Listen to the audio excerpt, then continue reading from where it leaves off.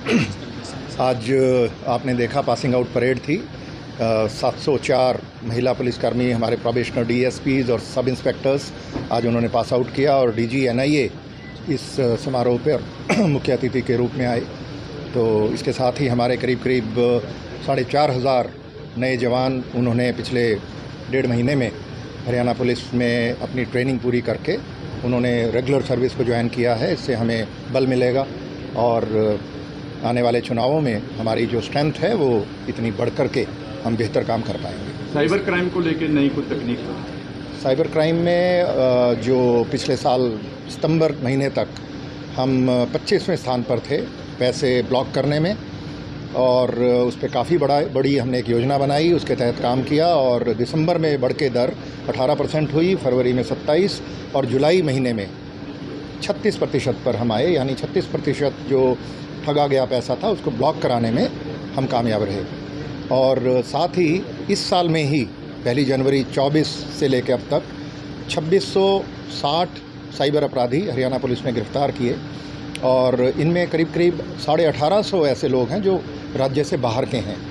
तो प्रतिदिन हम 12 साइबर अपराधियों को औसतन गिरफ्तार करते हैं, और ये दर हमारी बढ़ रही है।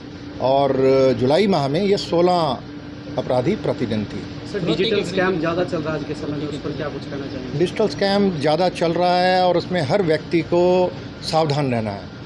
कोई भी आपको अगर फ़ोन करता है, ये कहता है कि आपके खिलाफ़ कहीं केस हो गया, आपका कोई सामान पकड़ा गया, ड्रग्स पकड़ी गई आपके नाम से, उसमें आधार आपका मिला है, इनमें कोई सच्चाई नहीं होती। ये ठग हैं और ये ठगी करने का प्रयास कर रहे हैं। ऐसे लोगों के आप फ़ोन आते हैं तो उसकी सूचना 1930 पर तुरंत देनी है और इनको पैसा कतई ट्रांसफ़र नहीं करना है।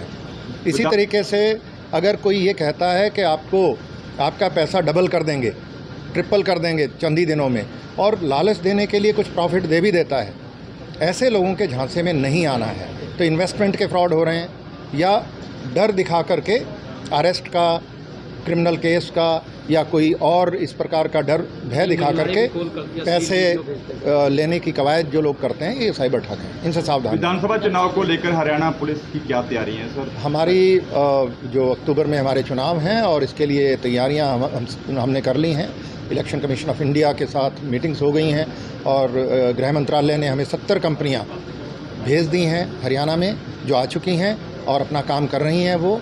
और बाकी जो कंपनियां हमारी हैं, हमने करीब 250 कंपनियां मांगी हैं, वो बाकी कंपनियां हमारी कुछ दिनों में इलेक्शन से पहले आ जाएंगी। पुलिस को नई टेक्नोलॉजी में जोड़ने के लिए किस तरह का प्रयास किया? जैसा मैंने अभी आपको बताया कि नई टेक्नोलॉजी में जो साइबर क्राइम्स का टेक्नोलॉजी क्राइम्स हैं ये, तो इनको डील करने के लिए काफ़ी बड़ी जो कवायद हुई, उसके अंदर जो अच्छे नतीजे आए उसके बारे में मैंने अभी आपको बताया, और ये चलता रहेगा। इंटरस्टेट को लेकर कोई नाके वगैरह इलेक्शन को लेकर?